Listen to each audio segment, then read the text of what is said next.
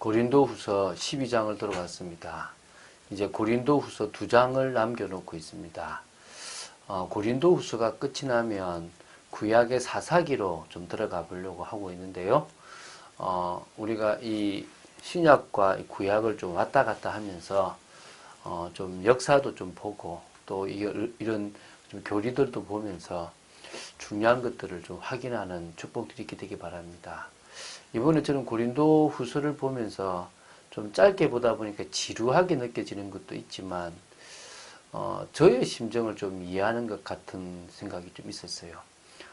저도 참 오해받을 때가 참 많거든요. 이렇게 사역자인데 화를 내고 싶을 때 낼 수 없을 때가 있고요. 또 이렇게 좀 이렇게 쉽게 말을 던지는 사람들이 있습니다. 어떨 때는 제가 내가 이 사람을 도와줘야 되나 싶을 그런 생각이 들 만큼 그럴 때가 있어요. 그러면 사실은 솔직히 손을 놨고 싶거든요. 근데 그럴 때 주님의 마음을 주시기 때문에 다시 하게 될 때가 많은데요.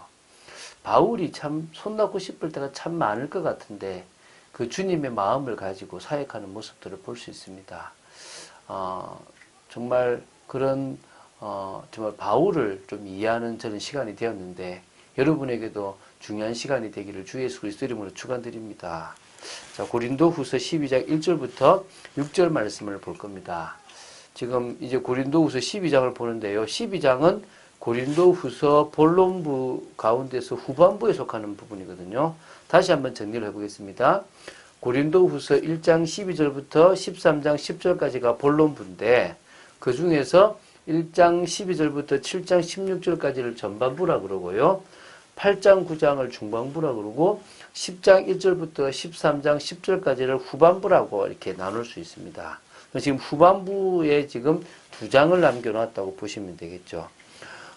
특히 이 12장의 1절부터 13절까지를 이 후반부 가운데서도 사도권 변로를 위한 부득이한 어떤 자랑에 관한 내용을 기록하고 있는데요. 이게 이제 그 10장 1절부터 12장 13절 부분의 마무리 부분에 포함된다고 보시면 됩니다. 그 중에서 이제 1절부터 10절까지를 한 단락으로 보는데 신비한 체험, 셋째 하늘에 들어간 그 체험과 더불어 육체의 가시, 자신의 약한 것을 오히려 주님의 강함이 되기 때문에 자랑하는 내용이 있습니다. 요걸 지금 1절부터 10절까지를 두 번에 나눠서 보겠습니다. 한 번에 보면 좋겠지만 조금씩 보아 나갔으면 싶어서 1절부터 6절까지 보고 7절부터 10절까지를 내일 보도록 하겠습니다. 자, 이제 1절 먼저 제가 보겠습니다. 이거는 바울이 경험했던, 체험했던 영적인 아주 중요한 체험입니다. 잘 보시기 바랍니다. 무익하나마 내가 부득불 자랑하노니 주의 환상과 계시를 말하리라. 바울은 고린도 교회 성도들을 향한 자신의 자랑이 스스로 원하지 않는 것이고 또 무익하고 어리석은 것이라는 사실을 너무나 잘 알고 있습니다. 그렇지만 고린도 교회를 회파하고 그들의 신앙에 심각한 위해를 가하고 있었던 거짓 사역자들을 그대로 놔둘 수가 없기 때문에 지금 자신의 자랑을 통하여 거짓 사역자들의 어떤 잘못된 부분을 지금 드러내고 있습니다. 그래서 여기서 지금 바울이 이제 앞에서 11장에서 여러 자랑을 해왔는데 이제 12장에서는 도저히 누구도 따라올 수 없는, 범접할 수 없는 어떻게 보면 바울만의 체험이라고 할 수 있을 만큼의 귀한 체험인 주의 환상과 계시를 지금 말하고 있는 것입니다. 그래서 사실은 이 신비한 체험 자체가요, 어떤 사도들보다, 특히 거짓 사도들보다 영적으로 탁월하다는 것을 입증하는 중요한 방법임을 우리는 알아야 될 것입니다. 어떤 내용인지 한번 보겠습니다. 내가 그리스도 안에 있는 한 사람을 아노니 그는 14년 전에 셋째 하늘에 이끌려 간 자라. 그래서 갈로가 있습니다. 그가 몸 안에 있었는지 몸 밖에 있었는지 나는 모르거니와 하나님은 아시느니라. 내가 이런 사람을 아노니 또 이제 갈로입니다. 그가 몸 안에 있었는지 몸 밖에 있었는지 나는 모르거니와 하나님은 아시느니라. 자, 지금 바울이요, 어찌 보면 자신의 간증인데 자신의 간증을 직접 내가 체험했다라고 얘기하지 않고 내가 그리스도 안에 있는 한 사람을 안다라는 제 3인칭으로 한 사람을 그냥 지칭해 버립니다. 그 사람이 14년 전에 경험했던 그 경험이 사실 자신의 경험인데요. 그때 하나님에 의해서 셋째 하늘에 이끌려갔다 그랬습니다. 이 이끌렸다는 단어가 이제 집으면 이렇게 이렇게 휴거라는 단어와 이렇게 비슷하게 같이 쓰이거든요. 이게 하르파겐타라는 단어인데요. 이게 데살로니가전서 4장 17절에도 이 기록이 쓰여서 이끌려갔다, 이렇게 끌려갔다 이런 부분으로 보시면 되거든요. 자, 지금 14년 전에 셋째 하늘이라고 하는 부분에 올라갔어요. 이거를 이제 뒤에는 낙원 천국에 대한 부분으로 나오는데요. 이게 지금 하늘의 수를 첫째 하늘, 둘째 하늘, 셋째 하늘, 또 어떨 이게 묵시문학에는 7층천까지 구분을 하는 것도 있다고 하는데요. 대부분 3층천으로 첫째 하늘, 둘째 하늘, 셋째 하늘로 구분을 하는데 이건 지금 히브리인들의 하늘에 대한 개념이나 유대교 묵시문학을 그대로 이제 빌려와서 이제 썼다고 보면 됩니다. 그래서 유대교에 있는 유대인들은 어떻게 구분하냐 그러면요. 이렇게 새가 날아다니고 머무는 가시적인 첫째 하늘, 그리고 금속판으로 경계가 지어져 궁창 위에 물이 보관되어 있는 둘째 하늘, 그리고 하나님과 천사들이 거하는 셋째 하늘로 이렇게 구분을 지었다고 합니다. 거기서 지금 셋째 하늘이란 말은 천국을 갔다 왔다라는 그런 의미가 되는 거죠. 여기 지금 2절과 3절에 동일하게 이제 갈로로 뭐가 놔두냐면 그가 몸 안에 있었는지 몸 밖에 있었는지 나는 모르거니와 하나님은 아시느니라라고 얘기를 해요. 근데 이게 이 신비한 체험이 그냥 몸은 가만히 있는데 육체만 나가서 환상을 받는 건지 아니면 몸 같이 하늘에 올라가서 봤는지 바울은 모르겠대요.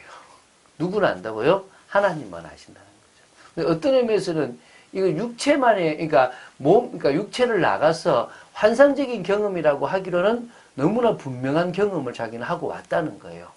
그래서 자신은 이것이 몸 안에 있었는지 몸 밖에 있었는지 어떤 의미에서는 몸 밖에 있었던, 그러니까 몸 안에서 봤던 것 같은 것을 확신이 오는데 다시 뭐 끌려 올라가서 본 것 같은데 나는 모르겠다. 주님은 아시지 않겠냐라고 하는 표현 같은 느낌이 든다는 거예요. 이 정도로 바울은요, 이 글을 쓰는 14년 전에 너무나 특별한 경험을 하나님 앞에서 했다는 것입니다. 그가 낙원으로 이끌려가서 말로 표현할 수 없는 말을 들었으니 사람이 가히 이르지 못할 말이로다. 그러니까 셋째 하늘이 곧 낙원, 낙원과 천국을 굳이 구분할 필요는 없습니다. 우리 같이 보시면 됩니다. 천국에 올라가서 주님으로부터 중요한 말씀을 들었단 말입니다. 이 바울이 들었던 그 내용들이 사람이 가히 이르지 못할 말이라는 것입니다. 그래서 계시가 이 땅에 살고 있는 인간의 글과 말로는 형용할 수 없는 그런 정말 중요하고 사실적인 겁니다. 뭐 그렇다고 해서 뭐 예수님이 재림이 언제다 이런 식의 뭐 이상한 소리를 듣다 좀 제발 이야기할 필요는 없고요. 그냥 하늘의 그 신비한 내용을 듣는 것만으로도 이 땅에서는 들을 수 없다라는 사실을 기억하면 될 것입니다. 그 정도로 하나님은 중요한 것을 바울과 나누셨다는 거예요. 이게 지금 바울이 경험했던 축복이라는 거죠. 은혜라는 거죠. 자, 내가 이런 사람을 위하여 자랑하겠으나 나를 위하여는 약한 것들 외에 자랑하지 아니하리라. 내가 만일 자랑하고자 하여도 어리석은 자가 되지 아니할 것은 내가 참말을 함이라. 그러나 누가 나를 보는 바와 내게 듣는 바에 지나치게 생각할까 두려워하여 그만두노라. 지금요, 바울은 이런 은혜를 입은 그리스도 안에 있는 한 사람의 그 역사, 그 개인에게 부어주신 그 은혜는 말할 수 있지만, 내가 그런 체험을 했다. 내가 대단한 체험을 했다라는 그런 자랑은 하고 싶지 않다는 것입니다. 그래서 뭡니까? 그러니까 내가 자랑한다고 해도 어리석은 자가 되지 아니하는, 내가 부끄럽지 않은 것은 많은 거짓 사역자들은 없는 것을 지어서 만들지만 내가 말하는 것은 참말이다. 난 정말 경험했다. 난 그걸 자신 있게 말할 수 있다는 거예요. 그런데 누가 나를 볼 때, 와, 신령하다. 또 그 말을 들을 때, 야, 저 하나님 말인갑다. 라고 하여 지나친 생각을 가지고 뭔가 이렇게 뭡니까? 신적인 어떤 의미를 부여할까 싶어서 그것이 두려워서 자신은 이런 자랑과 이런 간증을 하지 않는다는 것입니다. 이게 바울이 가지고 있는 비밀인 겁니다. 지금 이 내용이 좀 중요하기 때문에 이 7절부터 10절까지를 또 다 다루면 너무 많은 기간이 되기 때문에 6절까지 하늘의 경험을 했던 것을 나누고요. 이제 내일 뭘 다룰 거냐면 그가 이제 이런 은혜를 체험했는데 교만하지 않도록 가시를 주셨다는 부분에 대해서 조금 한번 나눠보도록 하겠습니다. 자, 이런 바울이 기도했어요. 왜? 기도가 최고 방법입니까? 이런 하나님의 은혜를 체험했던 바울이 기도했고 예수님이 기도하셨습니다. 왜? 기도 말고는 이 땅을 바꿀 수 있는 게 없습니다. 성령의 능력 아니고서는, 성령의 역사 아니고서는 우리가 바뀔 수가 없기 때문입니다. 진정으로 여러분 은혜 속에 들어가시기 바랍니다. 말씀 속으로 들어가시기 바랍니다. 하나님의 역사를 체험하시기 바랍니다. 간절한 믿음의 기도가 참응답 될 줄로 믿습니다. 우리는 전도 제자입니다. 우리는 현장을 살리고 복음을 가지고 전도의 축복을 누릴 제자입니다. 그렇게 부름받았고 하나님은 우리에게 시대와 미래를 맡기셨습니다. 우리 손에 맡기셨기 때문에 우리가 그것을 책임지고 있습니다. 오늘도 우리가 걸어가는 걸음 속에서 이런 축복들이 누려질 것입니다. 그래서 우리 힘으로 가지 말고 바울은 자신의 약함을 성령의 능력으로 자랑하고 오히려 더 주님이 그 속에서 강하게 역사하실 것을 고백했던 것처럼 우리도 그런 축복의 사람으로 서야 될 줄로 믿습니다. 정말 바울이 경험했던 이런 축복된 경험들을 우리도 하게 되길 바라고 우리는 우리를 자랑하는 것이 아니라 이런 연약한 우리에게 역사하신 하나님을 자랑하는 우리가 되어야 될 줄로 믿습니다. 그런 축복을 누리고 오늘 하루를 정말 믿음으로 살아가는 여러분 되시기를 주 예수 그리스도 이름으로 축원드립니다. 주는 그리스도시요 살아계신 하나님의 아들이심을 고백합니다. 아무것도 할 수 없는 저희들입니다. 그러나 주님이 능력 주시면 모든 것을 할 수 있는 저희들이 됨을 고백합니다. 하나님의 은혜를 통하여 영적인 것을 체험하고 성령의 역사 속에서 하나님의 깊은 것까지 통하는 축복의 저희들 되기를 간절히 소원합니다. 기도밖에 없음을 알고 기도합니다. 역사하여 주시고 저희들을 부족한 저희들에게 시대를 맡겨주신 만큼 이 시대를 바꿀 믿음의 사람들로 저희들이 세워지기를 간절히 소원합니다.